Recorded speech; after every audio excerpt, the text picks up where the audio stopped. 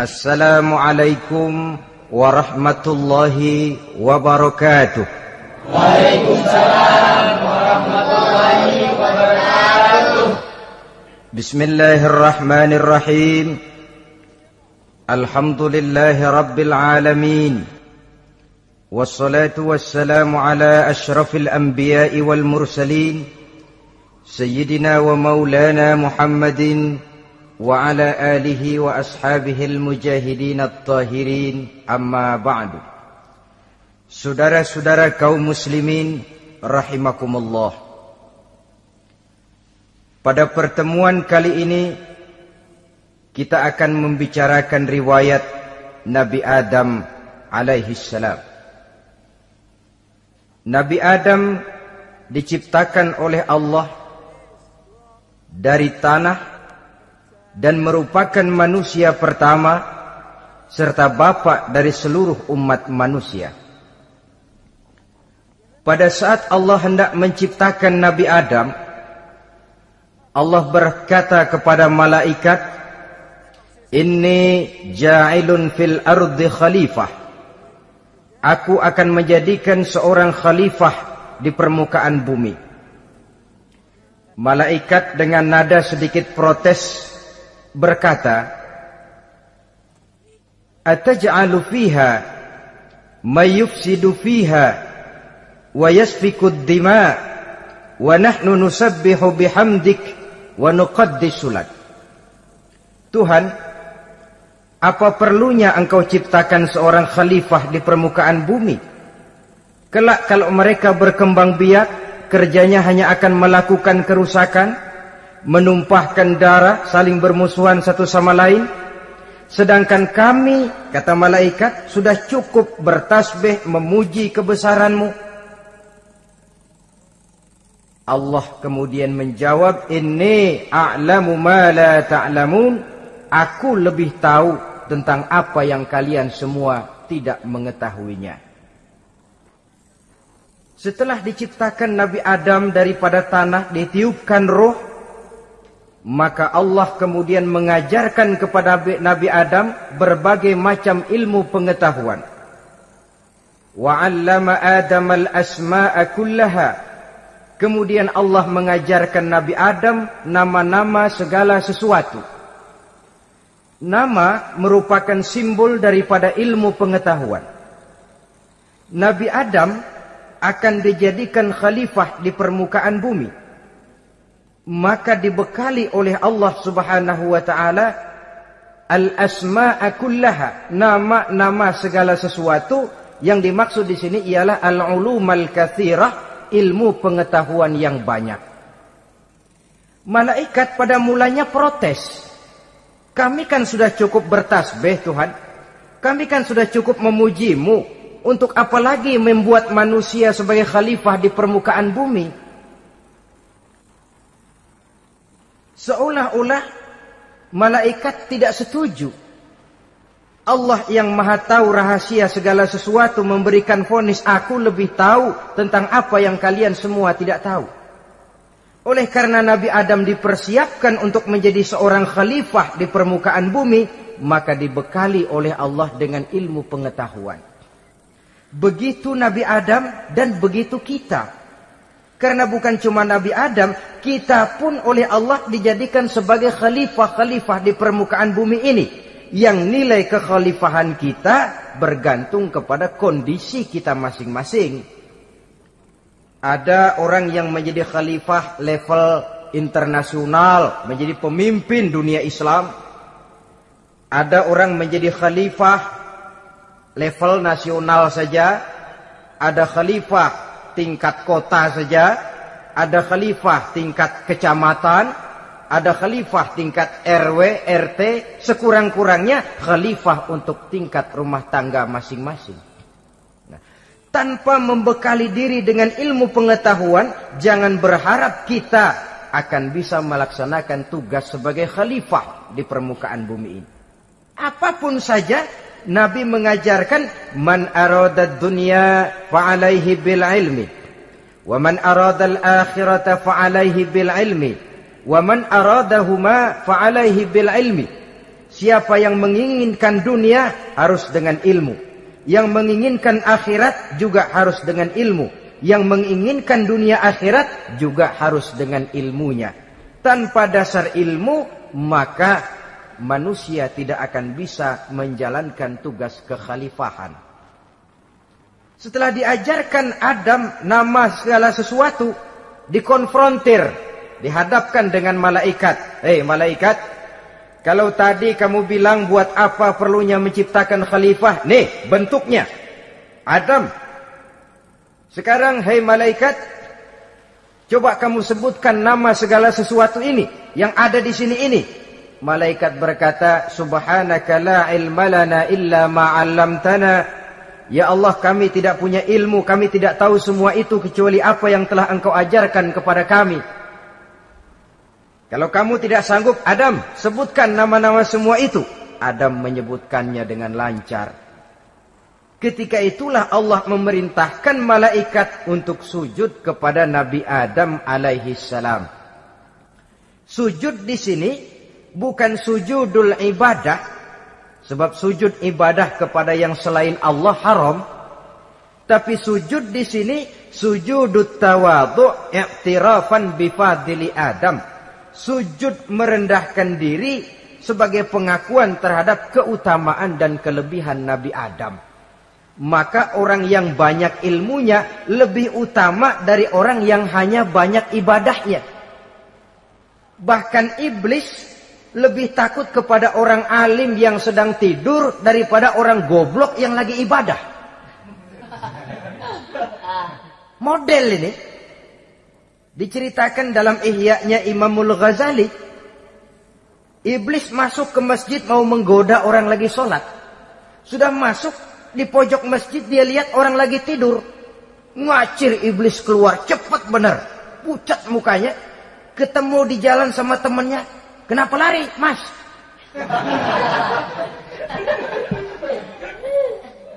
Kata temannya, saya mau goda orang sholat. Lalu tiba-tiba di pojok masjid saya lihat ada orang lagi tidur. Saya takut betul sama itu orang. Lari saya keluar. Loh, sama yang sembahyang sampean nggak takut, kok sama yang tidur takut bagaimana? Yang tidur itu orang alim. Yang lagi sembahyang itu orang goblok. Oh, godain orang goblok, saya colek juga dia lupa sembahyang. Tapi orang alim ini saya takut betul. Lah kalau diukur dengan malaikat waktu itu Nabi Adam, ibadahnya lebih banyak malaikat, jelas. Sudah bertasbih, sudah bertahmid malaikat. Nabi Adam baru diciptakan. Tapi kenapa Allah perintah malaikat sujud kepada Adam? I'tirafan bifadili Adam. Keutamaan Nabi Adam. Pantas untuk diserahi tugas sebagai khalifah mengatur kehidupan di muka bumi. Kalau malaikat yang jadi khalifah di dunia ini, nggak rame dunia. Coba, malaikat, material, harta nggak perlu. Seksual nggak perlu. Dunia ini hambar. Justru dunia ini menjadi ramai setelah manusia diberikan fungsi sebagai malaikat, sebagai khalifah oleh Allah Subhanahu wa taala. Saudara-saudara kaum muslimin rahimakumullah, setelah nyata kelebihan Nabi Adam, maka Allah perintahkan Nabi Adam tinggal di surga dengan segala kenikmatan yang ada di dalamnya. Tapi lantaran sendirian, kesepian Nabi Adam ini. Allah Maha Tahu, maka diciptakannya pasangannya, yaitu Siti Hawa dari tulang rusuk yang sebelah kiri. Sehingga Nabi pernah pesan begini, Istausu bin nisa fa innahunna khuliqna min dhil'in. Hati-hati kamu ngadepi perempuan. Yang tolong dengar nih yang laki-laki, yang perempuan belaga budak aja dulu lah. Hati-hati kamu ngadepi perempuan. Fa innahunna khuliqna min dhil'in, karena perempuan diciptakan dari tulang rusuk sebelah kiri. Apa watak tulang rusuk? Tulang rusuk itu kan bengkok. Perempuan tuh begitu, didiemin aja bengkok terus, dikerasin patah.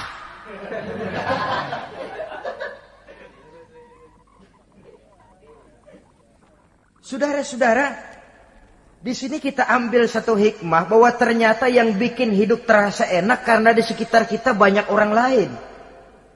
Bodoh manusia kalau dia merasa bisa hidup sendirian.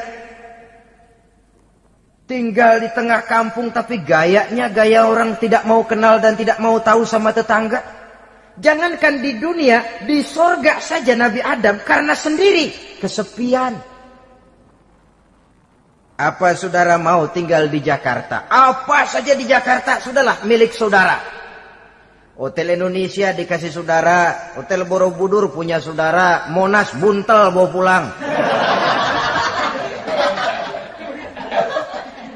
Semanggi ambil, tapi di Jakarta saudara tinggal sendirian. Kira-kira enak nggak? Ternyata yang bikin hidup terasa nikmat karena di sekitar kita banyak orang lain. Begitulah Allah ciptakan Siti Hawa. Setelah diciptakan Siti Hawa, natur manusiawi. Nabi Adam mau main pegang aja. Kata Allah, hai Adam, jangan kau sentuh sebelum kau bayar maharnya. Maharnya apa ya Allah? Maharnya an tusalli ala Muhammadin sallallahu alaihi wasallam. Maharnya kau bersolawat kepada Nabi Muhammad. Manusianya belum lagi diciptakan tapi namanya sudah ada. Nurnya sudah ada. Bahkan dijadikan mas kawin antara Adam dengan Hawa. Karena itu dalam Islam sebenarnya urusan kawin itu bukan yang sulit. Maka jangan dipersulit. Tapi juga jangan digampang-gampangin.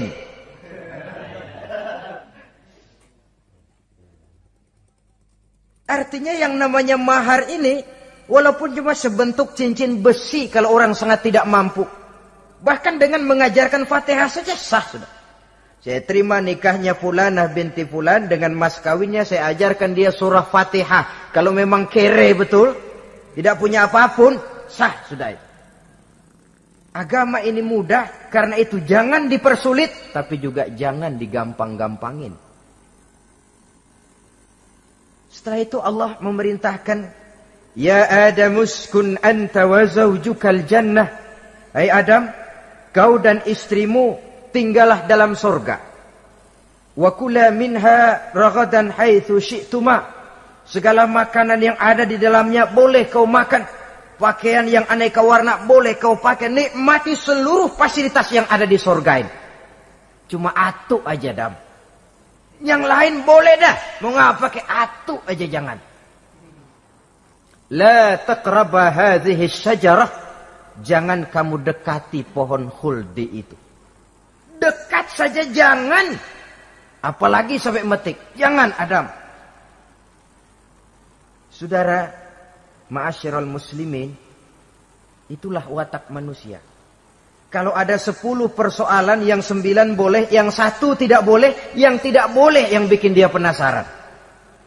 Gue pengen tahu ngapa kagak boleh sih. Timbul penasaran. Apalagi iblis selalu berusaha. Sebab pada waktu malaikat disuruh sujud, semuanya sujud kepada Adam. Iblis tidak mau sujud.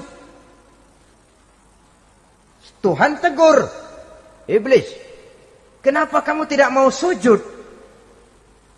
Mana mungkin Tuhan. Saya kan dibikin dari api, kata iblis. Adam dari tanah. Unsur api lebih mulia dari unsur tanah. Masa saya harus tunduk kepada Nabi Adam? Gengsi dong. Adam kan anak kemarin sore, baru dibikin. Masa saya harus tunduk kepada orang yang macam itu? Ini kan perintah aku iblis. Kalau kau tidak mau tunduk, keluar dari sorga ini. Terusir iblis dari sorga karena kesombongannya tidak mau sujud kepada Adam. Nah, logika, kalau udah di sorga aja sombong diusir, apalagi yang masih tinggal di pinggir kali sombong.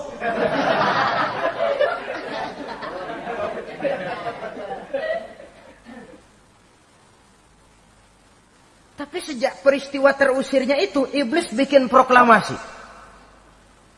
Apa proklamasi iblis? Rabbi fanzirni ila yaumi yub'asun. Ya Allah, gara-gara Adam saya diusir dari surga. Saya minta kepadamu ya Allah, beri saya kesempatan sampai hari manusia dibangkitkan. Kata Tuhan, innaka minal munzarin. Oke, silakan. Mau apa iblis? Rabbi bima aghwaytani la uzayyinanna lahum fil ardi wa la ughwiyannahum ajma'in. Ya Tuhan, disebabkan engkau telah menyesatkan aku, akan aku hiasi mereka manusia dengan kejahatan yang ada di muka bumi ini, dan aku akan sesatkan mereka semua. Ini proklamasi iblis. Gara-gara Adam saya terusir dari surga, maka sejak saat ini Adam dan seluruh keturunannya musuh bebuyutan saya. Akan saya lakukan segala macam cara untuk menggelincirkan manusia agar mereka menjadi orang yang engkau murkai ya Allah. Kemudian Allah memberikan jawaban. Dialog ini saudara bisa lihat dalam surah Al-Hijr ayat 40, 41 sampai 44. Kata Allah apa? Inna ibadi laisa laka alaihim sultanun illa man ittaba'aka minal ghawin. Silahkan iblis. Yang lain barangkali bisa kau goda. Kecuali hamba-hambaku yang benar-benar hambaku, engkau tidak akan punya daya tipu mereka. Engkau tidak akan punya kemampuan menggelincirkan mereka. Kecuali kalau memang mereka sudah mau ikut pengaruhmu. Sepanjang mereka benar-benar menjadi hambaku, kata Allah. Hamba Allah yang sebenarnya, mereka di luar kekuasaanmu iblis. Tapi kalau mereka sudah turun menjadi hamba harta, hamba dunia, hamba pangkat, budak jabatan, mereka itu yang bisa kau gelincirkan.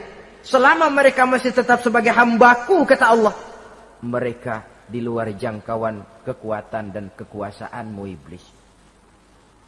Nah, sejak saat itu kan iblis selalu nyari jalan, nyari lantaran bagaimana Adam nih supaya dia tergelincir. Gara-gara dia saya diusir dari surga. Nguping terus iblis. Sampai akhirnya dia dapat berita tentang dilarangnya Nabi Adam mendekati pohon khuldi itu. Satu hari dengan muka sedih. Ya, iblis itu the best actor. Aktor ulung dia. Dengan roman muka sedih, dia datang kepada Nabi Adam dan Siti Hawa. Kata Nabi Adam, iblis, ente kok tampangnya demek amat sih?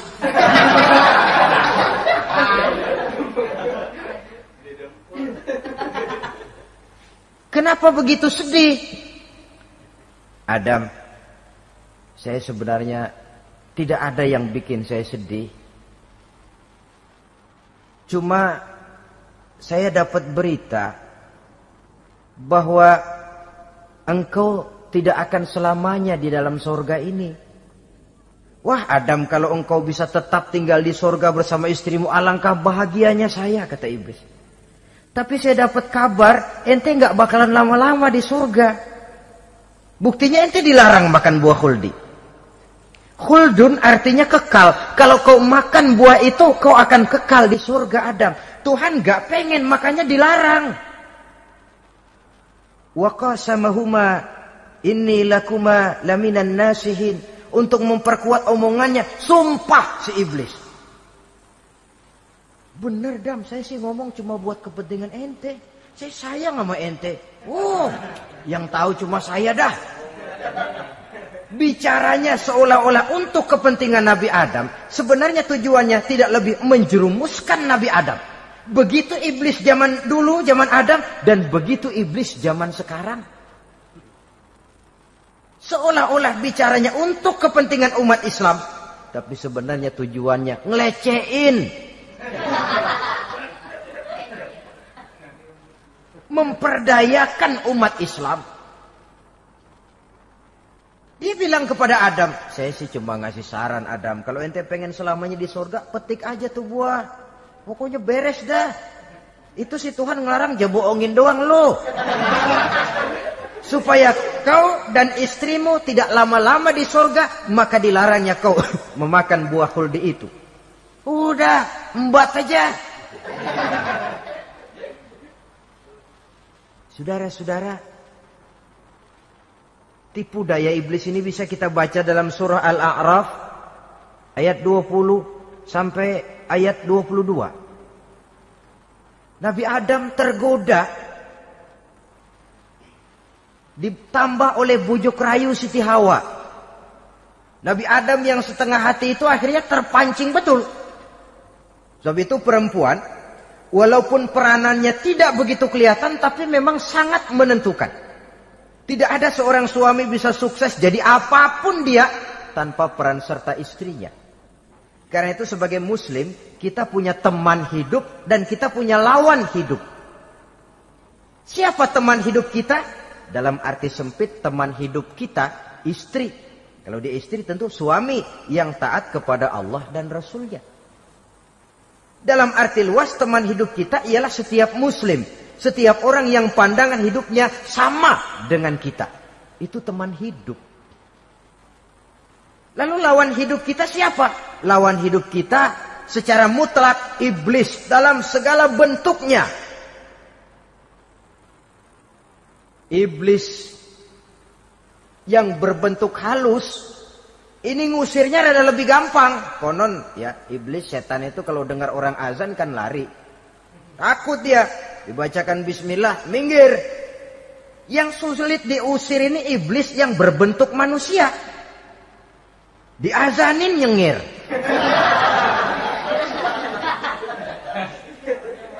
Gawat ini. Saudara-saudara, ini musuh dalam artian mutlak. Sedangkan musuh dalam artian ideologis, setiap orang yang pandangan hidupnya tidak sama dengan kita. Bahasa langsungnya, setiap orang di luar Islam secara ideologis, ya. Adapun secara manusiawi, kita tetap toleransi, saling menghormati, setuju dalam perbedaan pendapat, kembali kepada prinsip lakum dinukum. Kewajiban saling menghormati sesama manusia, tapi secara ideologis tidak ada kompromi. Begitulah Nabi Adam tergoda. Dan begitulah iblis selalu menggoda keturunan-keturunan Nabi Adam sampai kepada kita sekarang ini. Tiap kali kita hendak melakukan berbagai kebaikan, iblis ini mulai bisik, kasar, kusuk, kesek. Saudara tadi dari rumah mau berangkat niat dengerin ceramah macam ini. Apa dikira iblis enggak? Wah, gatal iblis. Kata iblis, alah jangan bertingkah lah dengerin ceramah. Ceramah mah urusan 70 ke atas. Ente masih muda. Berjuang kita. Jihad, bismillah. Tidak, saya mau dengar ceramah. Berangkat kita ke tempat ini. Sampai di sini apa dikira iblis diam? Enggak. Dia bisikin lagi. Iya. Lu hadir ke sono dah. Cuma nyampe sono lu ngomong aja ngomong dah. Ustadz mah jangan didengerin, ngomong aja udah. Perang lagi jihad, saya nggak mau ngomong, mau dengerin betul-betul. Kata iblis, iya lo dengerin dah, jangan ngomong, cuman pules.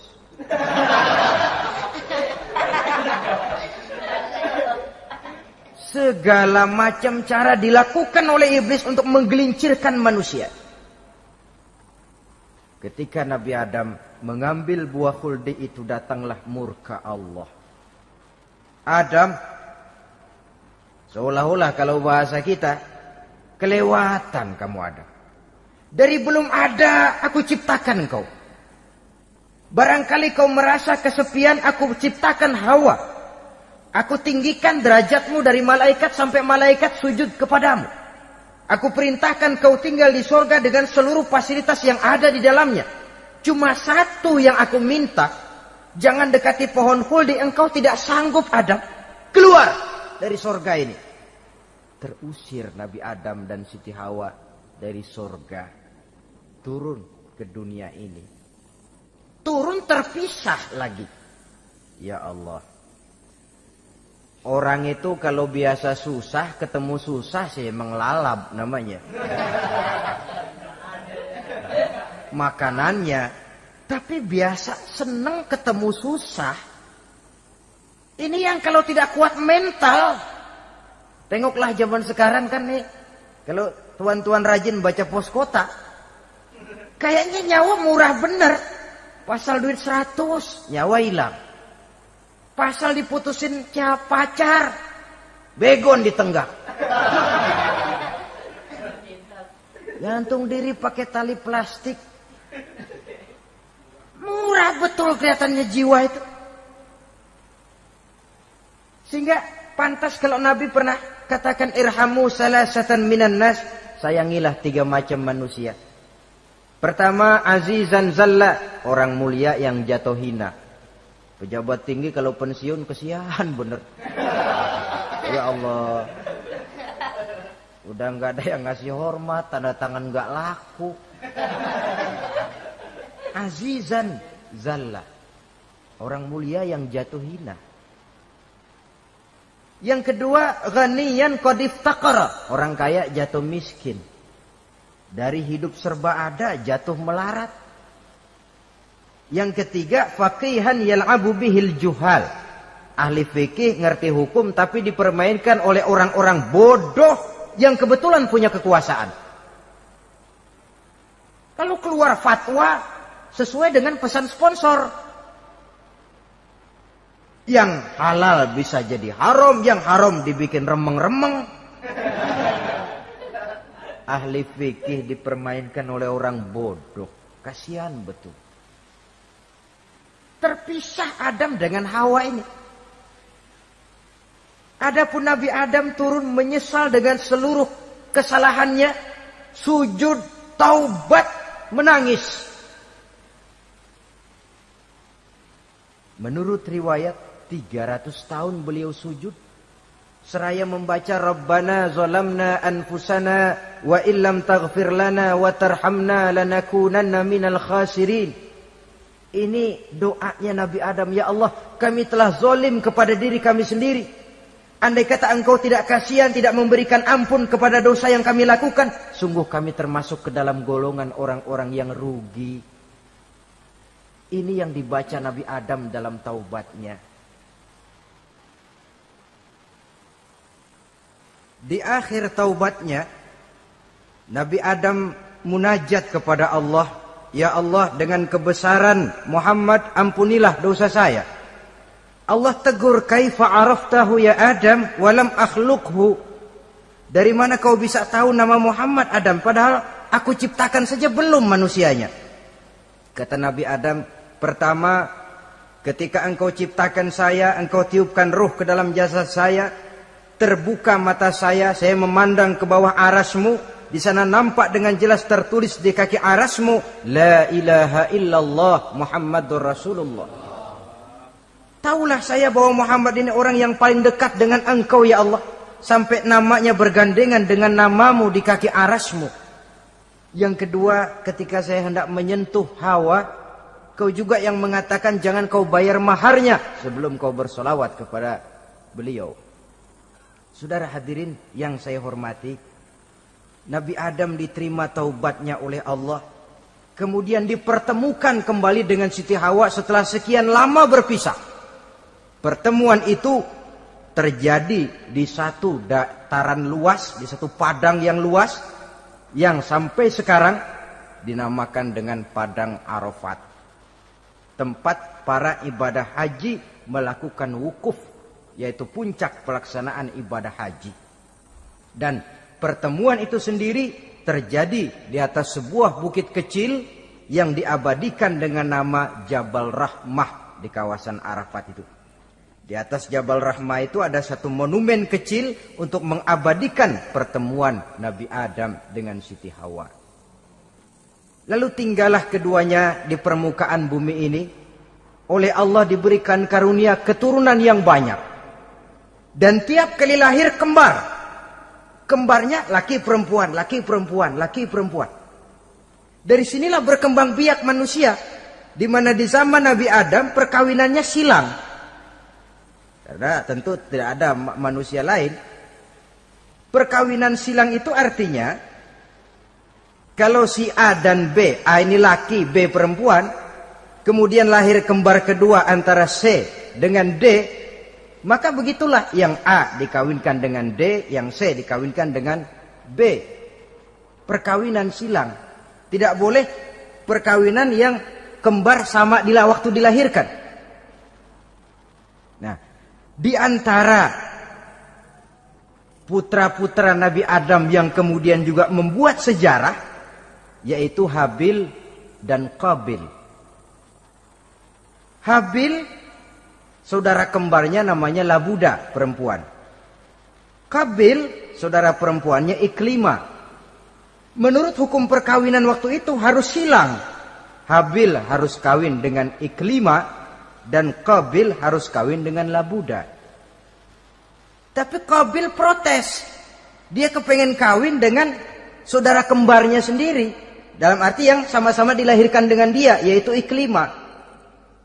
Kenapa? Karena kebetulan rupa Iklimah ini lebih cantik daripada Labuda. Protes kepada ayahandanya Nabi Adam. Abah, saya tidak terima, saya harus kawin dengan Iklimah. Tidak Qabil, kamu harus kawin dengan Labuda. Enggak mau. Kenapa dengan Labuda? Kurang kece.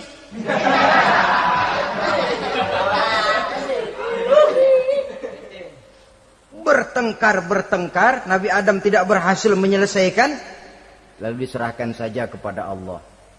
Kata Allah begini saja, bikin korban, kamu berdua, Habil, Qabil. Siapa yang korbannya aku terima, dia boleh kawin sama Iklimah. Ternyata korban yang diterima adalah korbannya Habil. Jadilah Habil kawin dengan Iklimah, tapi Qabil tidak puas. Dendam kesumatnya timbul, iblis ngilikin. Kresek. Akhirnya dibunuh saudaranya Habil ini. Inilah sejarah pembunuhan pertama dalam kehidupan manusia. Qabil membunuh Habil. Habis dibunuh bingung. Bagaimana naruhnya ini mayat? Allah lalu memberikan petunjuk. Dalam Al-Maidah ayat 31 itu dijelaskan. Ada burung gagak berantem sama burung. Yang satu mati. Nah, oleh yang masih hidup, tanah ini dicakar-cakar sama kakinya dan sama paruhnya. Sehingga berbentuk lubang, bangkai saudaranya itu dimasukin ke lubang itu, lalu diuruk lagi pakai tanah. Oleh cakar kakinya dan paruhnya itu. Sehingga Qabil, cara ini bisa. Itulah sejarah penguburan pertama dalam perkembangan manusia. Oleh karena itu, Nabi memberikan penjelasan, man sanna sunnatan hasanatan falahu ajruha wa ajru man amila biha wa fi riwayatin wa ajru man tabi'aha. Siapa orang yang melakukan satu kebajikan, dia akan mendapat pahala dan pahala dari orang-orang yang mengikuti kebaikannya. Misalnya saudara membentuk pengajian. Ramai pengajian saudara. 1000 orang yang datang ngaji, 1000 orang saudara dapat pahala. Sponsor kebaikan. Sebaliknya, wa man sanna sunnatan sayyi'atan falahu ismuha wa ismu man amila biha, ay wa ismu man tabi'aha. Siapa yang memulai suatu kejahatan, dia akan mendapat dosa dan dosa dari orang-orang yang melakukan atau mengikuti kejahatannya. Umpamanya saudara mengadakan pesta. Lalu dalam pesta itu terjadi segala macam maksiat, maka seluruh maksiat yang terjadi malam itu di tempat itu, saudara ikut dapat dosanya. Kenapa? Sponsor. Tiap kali ada pembunuhan, Qabil dapat andil dosa. Kenapa? Sponsor. Tapi kalau 2 orang muslim, ini masalahnya Habil nggak ngelawan kan, dibunuh. Tapi kalau 2 orang muslim berkelahi, kata Nabi apa? Apabila 2 orang muslim saling berbunuh-bunuhan, maka al-qatil wal maqtul finnar. Baik yang membunuh ataupun yang dibunuh, dua-duanya neraka. Sahabat heran, ya Rasul, kalau yang ngebunuh masuk neraka pantas, tapi ini yang dibunuh kenapa neraka juga? Soalnya sama-sama niat, cuman keduluan aja. Itu kan masalahnya. Andai kata dia nggak terbunuh, dia yang akan membunuh. Niat itu sudah ada. Nah kalau Habil ini dia tidak punya niat membunuh, dia memang dibunuh oleh Qabil. Saudara-saudara kaum muslimin rahimakumullah. Lalu dari situlah berkembang biak keturunan Nabi Adam alaihi salam.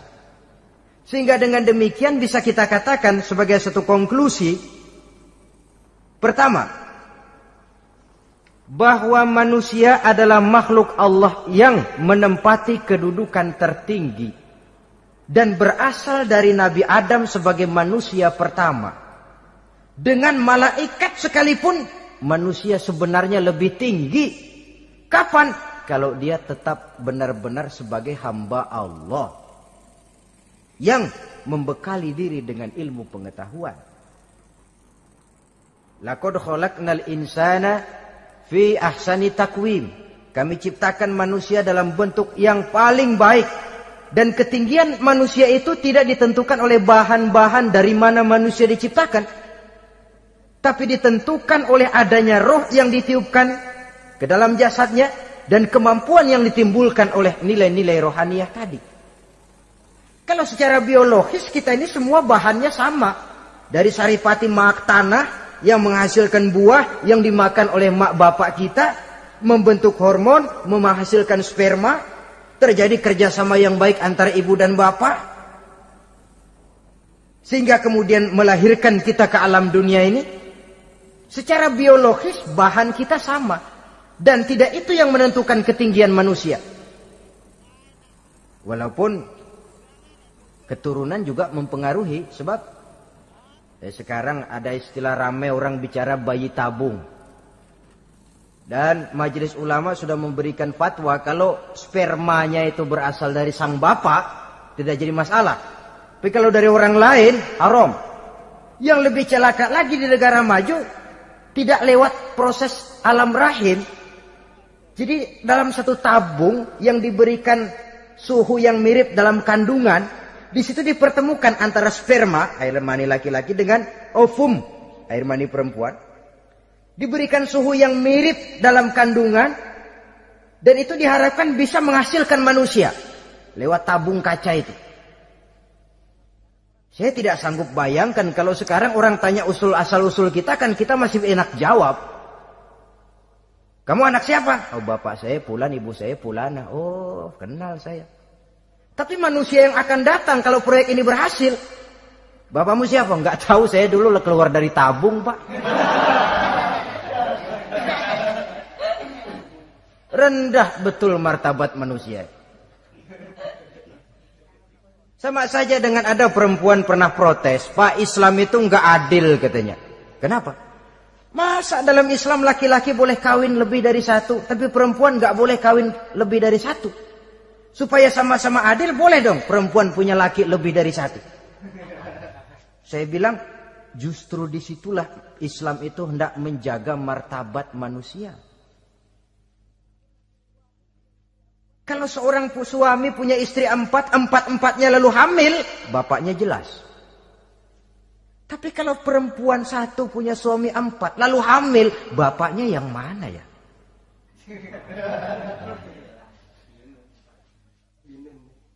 Rendah martabat manusia. Ketika si bayi lahir, ibunya lihat, ini jidatnya kayak si A ini. Sudah, ini anakmu saja nih, jidatnya jidat kamu. Kata, antar dulu jidat saya, tapi kuping B ini nggak mau saya. Terkatung-katung si anak tanpa tahu kemana dia mesti manggil bapak.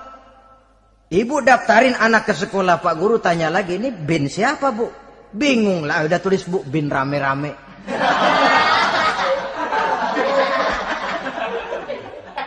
Kan rusak martabat manusia kalau sudah begitu. Justru Islam ini menjaga ketinggian martabat manusia. Jadi manusia itu fi ahsani takwim. Kapan? Kalau dia bisa menjaga kehambaannya di hadapan Allah dengan melaksanakan fungsi sebagai khalifah di permukaan bumi. Tapi bila dia sudah tidak lagi menjadi hamba Allah, tidak lagi berfungsi sebagai khalifah, dia sudah masuk summa radadnahu asfala safilin. Kami kembalikan ke tempat yang paling rendah, lebih rendah dari binatang sekalipun. Kalau dia tetap menjaga posisinya lebih tinggi dari malaikat. Malaikat saja sujud kepada Nabi Adam. Apalagi kepada makhluk-makhluk yang lain manusia ini. Tapi kalau dia tidak pandai, lebih rendah daripada binatang. Inilah uniknya makhluk bernama manusia. Dengan posisinya dia bisa menjadi lebih tinggi dari malaikat. Tapi juga dia bisa meluncur lebih rendah daripada binatang. Untuk menjaga itulah diperlukan agama dalam kehidupan kita sekarang ini. Bukan cuma sebagai lipstick, tapi sebagai pedoman, sebagai way of life. Yang akan mewarnai cara kita berpikir, state of mind, rule of thinking. Cara kita memandang kehidupan ini. Diwarnai oleh nilai-nilai agama. Dengan demikian, maka manusia bukan keturunan kera. So, ada satu teori namanya teori evolusi yang disampaikan buat pertama kali oleh Charles Darwin. Dia mengemukakan teori bahwa perkembangan kehidupan sesungguhnya di dunia ini menunjukkan mata rantai yang utama melalui apa yang dia namakan seleksi alamiah. Mula-mula dari ikan melalui seleksi ke amfibi, dari amfibi ke reptil, dari reptil ke mamalia, dari mamalia ke mamalia kecil, dari mamalia kecil ke primat, dari primat ke monyet, dari monyet menjadi Homo erectus. Ini teori Darwin. Tapi dia tidak jelas-jelas mengatakan bahwa manusia keturunan monyet, hanya seketurunan. Seketurunan kan tidak berarti keturunan. Begini saja. Toyota Kijang sama Toyota Corolla itu seketurunan. Tapi Corolla dengan Kijang kan lain. Cuma seketurunan. Dalam arti sumbernya sama. Makhluk yang tidak tahan seleksi alam, oleh udara yang sangat dingin, perkembangan cuaca yang sangat panas, gempa bumi dan sebagainya, seleksi alam dia namakan, hilang, musnah dari peredaran. Seperti ada binatang raksasa itu, dinosaurus, sekarang kan cuma tinggal dongeng saja, tinggal nama atau kerangka. Itu oleh seleksi alam dia nggak lulus, hilang. Yang bertahan, yang lulus seleksi alam. Manusia walaupun kecil yang lulus seleksi alam ini. Biar dihantam gempa bumi, angin topan, tetap aja ngejedok. Nah, teori Darwin ini, teori evolusi ini didukung dan dibuktikan oleh peninggalan fosil atau binatang dan tumbuhan yang hidup dan mati selama perkembangannya. Dari bentuk organik pertama hingga pendahulu terdekat daripada manusia. Tapi ada satu kelemahan dari pokok daripada teori evolusi ini. Pertama, garis perkembangan dari Homo erectus, yakni manusia jalan tegak, semacam gorilawi itu, sampai kepada manusia mutaakhir masih belum menentu. Artinya, okelah, kalau manusia seketurunan dengan kera, batas antara manusia yang wujud sekarang dengan manusia purba itu apa? Yang menjadi penghubung. Monyet tidak mungkin. Ini dianggap mata rantai yang hilang, missing link namanya dalam istilah ilmiahnya. Dan ini masih dicari sampai sekarang. Kalau pendahulu terdekat manusia mutaakhir ini manusia purba, katakan Homo erectus, manusia jalan tegak. Lalu generasi sudah itu sebelum berbentuk manusia apa? Ternyata sampai sekarang masih ada missing link, mata rantai yang hilang. Lalu yang kedua, teori evolusi berhenti kepada manusia mutaakhir. Kalau memang kita manusia sekarang ini hasil evolusi, tentu kita akan terus berevolusi lagi. Dan akan jadi apa kita nanti? Ternyata sudah ribuan tahun manusia tetap manusia begini-begini aja. Tidak berevolusi kita ini. Apa lalu matanya jadi cuma satu di tengah? Hasil evolusi? Kan tidak. Tidak berevolusi. Jadi kembali kepada Quran, manusia pertama adalah Nabi Adam. Dan manusia-manusia berikutnya keturunan daripada Nabi Adam. Dan bukan hasil evolusi daripada monyet. Juga tidak akan berevolusi kemana-mana. Kalau demikian benarkah teori evolusi? Untuk mengatakan mutlak benar, bukan wewenang kita. Untuk mengatakan salah total, juga kebenaran ilmu adalah relatif sebagai relatifnya daya pikir manusia. Di samping dia harus membuktikan kebenarannya, maka kebenaran ilmiah adalah kebenaran yang relatif dan temporer. Contoh kecil saja.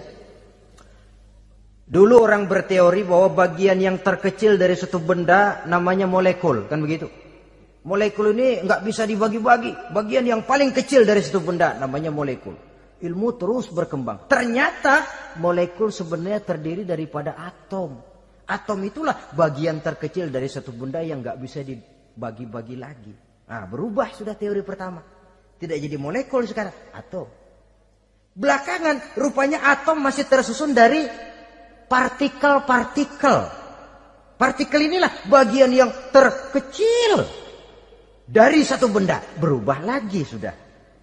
Dan tidak mustahil akan ada penemuan bahwa partikel pun masih bisa dibagi-bagi lagi. Begitu juga dengan teori evolusi ini. Sehingga beberapa ahli semacam Dr. Charles Oxnard, Dr. Jane Paul Hallett dari Chicago dan California, mereka sudah membantah teori evolusi ini. Namun masalah paling pokok dari kita ialah kita diciptakan oleh Allah berasal dari Nabi Adam alaihi salam. Nabi Adam diciptakan dari tanah. Dan kita bukan hasil dari evolusi, juga tidak akan berevolusi. Nah, lalu kepada makhluk bernama manusia diberikan fungsi sebagai khalifah di permukaan bumi ini. Ini yang dulunya malaikat protes. Sebagai khalifah, tugas kita apa? Khalifah Allah di muka bumi. Menerjemahkan sifat Allah sesuai dengan batas-batas kemanusiaan kita. Allah Maha Pengasih, berusahalah kita pengasih kepada makhluk sesuai dengan batasan manusiawi kita. Allah Maha Menolong, ringan tanganlah kita menolong orang yang memerlukan sesuai dengan batas kemampuan kita. Fungsi khalifah. Untuk bisa berfungsi sebagai khalifah secara baik, kita harus mempunyai modal yang dinamakan ilmu pengetahuan. Dan Islam sangat menggalakkan itu. Jauh dulu 14 abad yang lalu, dari desa kecil yang bernama Mekah yang peta belum muat, orang di dunia belum kenal, sudah keluar seruan utlubil ilma walau bisin, tuntutlah ilmu walaupun di negeri Cina. Ngomong Cina di Mekah, padahal Mekah waktu itu belum masuk peta, belum dikenal orang. Sudah ada revolusi ilmu dan budaya. Belajar walaupun harus nyebrang ke negeri Cina. Lalu ada lagi misalnya allimu auladakumus sibahata warrimayah, kata Nabi. Ajarkan anakmu renang dan lempar. Lempar lembing, lempar cakram. Olahraga. Satu tanda Islam agama masa depan.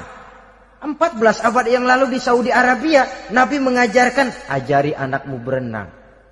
Kalau Islam agama untuk orang Arab saja, mau berenang di pasir.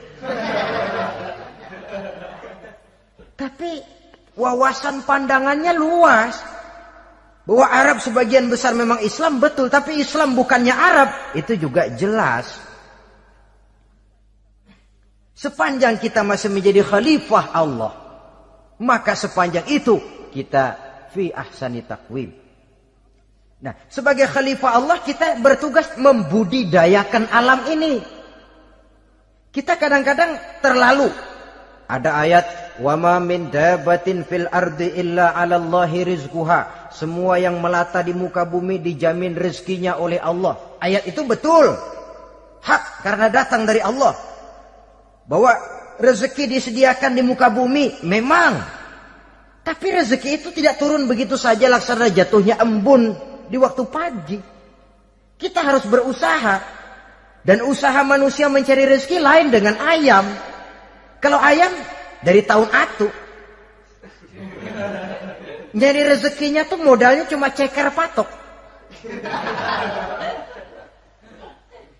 Coba. Dari tahun 1 ayam asal punya ceker, punya patok, sudah dapat rezeki dia. Nggak perlu masuk TK, SD, SMP. Tapi manusia cari rezeki, apalagi zaman sekarang. Persaingan hidup tajam, lapangan kerja sulit, tensi ekonomi tinggi. Masuk sekolah urusan, tamat sekolah urusan. Kadang-kadang dilema juga. Masuk perguruan tinggi negeri sulitnya setengah mati kayak onta masuk ke lubang jarum. Masuk perguruan tinggi swasta yang favorit biayanya selangit.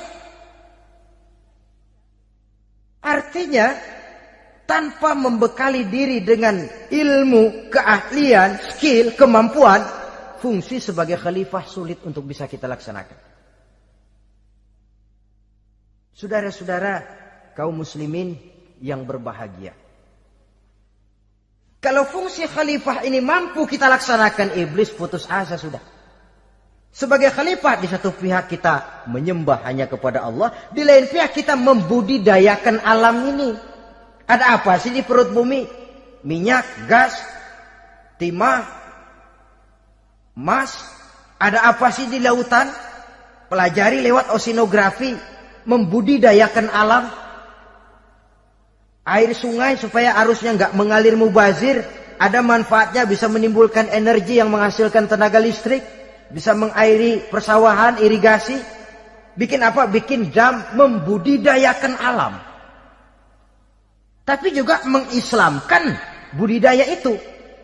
Bahasanya mengkulturkan natur, mengislamkan kultur. Membudidayakan alam dan mengislamkan budi dan budaya manusia ini. Sehingga apapun yang kita kelola dari alam ini nantinya akan untuk menunjang tugas sebagai khalifah, sujud kepada Qadhi Rabbul Jalil. Saudara-saudara, maka bersyukur kita. Oleh Allah dijadikan manusia. Tidak pesan, terima beres, cantik. Dari segi biologis maupun psikologis, tidak ada makhluk secantik manusia. Dibekali dengan agama, di samping akal. Sehingga agama membimbing akal agar sampai kepada kebenaran yang hakiki. Kita sebagai keturunan Nabi Adam memegang fungsi khalifah. Jadi jangan main-main loh. Kita ini turunan Nabi, betul ini. Saudara-saudara yang hadir semua di depan saya ini, termasuk saya, kita ini turunan Nabi kita ini. Nabi Adam. Jangan main-main loh. Turunan Nabi gini-gini. Nabi Adam. Sayang kalau posisi yang tinggi kita tidak melaksanakan fungsi yang tinggi. Sayang betul. Sebab itu manusia harus adil kepada dirinya. Dalam arti menjaga diri dari sesuatu yang bisa menghancurkan ketinggiannya dalam pandangan Allah. Jadi kalau kita sudah lemparkan diri ke meja judi, hanyutkan diri ke tempat mabuk, hancurkan diri di tempat maksiat, itu sudah tidak adil kepada diri sendiri. Tidak bisa menjaga ketinggian yang diberikan Allah kepada kita. Dikasih baju bersih, dicemplungin di comberan, diinjek-injek lagi. Kita ini diciptakan fi ahsani taqwim. Masa mau turun berbuat seperti binatang, itu makhluk rendah? Masa mau mengikuti tipu dayanya iblis, dia sudah proklamasikan bahwa itu musuh bebuyutan kita? Innahu lakum aduwwum mubin. Setan musuhmu yang jelas dalam segala bentuknya. Saudara-saudara, nah, untuk berfungsi sebagai khalifah ini sekali lagi, bekali diri dengan ilmu pengetahuan. Dan ilmu itu di zaman kita sekarang tentu kalau Nabi Adam diajari langsung oleh Allah, wa 'allama Adam al-asma'a kullaha. Lah kalau kita mau nunggu Tuhan ngajarin, geblek terus. Ya tidak mustahil Allah memberikan ilmu yang disebut ilmu laduni ya. Transfer. Langsung Allah memberikan kepada seorang hamba, membukakan pintu hatinya. Tapi bukan potongan kayak kita yang dapat ilmu laduni macam begitu. Satu contoh, menurut ceritanya, Hadratus Syekh Kiai Hasyim Asy'ari itu kan ngaji beliau kepada Kiai Khalil Bangkalan, Madura. Kiai Khalil ini wali. 2 tahun berguru di sana, nggak diajarin apa-apa. Cuma kalau pagi nyari rumput. Tiap hari 2 tahun akhirnya Hadratus Syekh bilang, Kiai saya kapan diajari? Sudah Hasyim kau pulang saja, insya Allah kau alim. Itu aja pulang jadi orang alim. Ya di samping terus beliau belajar ke Mekah. Kita harus melalui proses belajar ini untuk menunjang tugas kekhalifahan kita sebagai hamba Allah dan sebagai khalifah Allah di permukaan bumi. Sehingga 2 tugas ini bisa kita laksanakan dengan sebaik-baiknya, menjaga martabat manusia sebagai makhluk yang mulia dan keturunan dari Nabi Adam alaihi salam. Saudara-saudara, ini sajalah pembicaraan kita kali ini. Terima kasih banyak atas segala perhatian. Mohon maaf atas segala kekurangan. Usikum wa nafsi bitaqwallah. Aqulu qauli hadza. Wassalamu alaikum warahmatullahi wabarakatuh.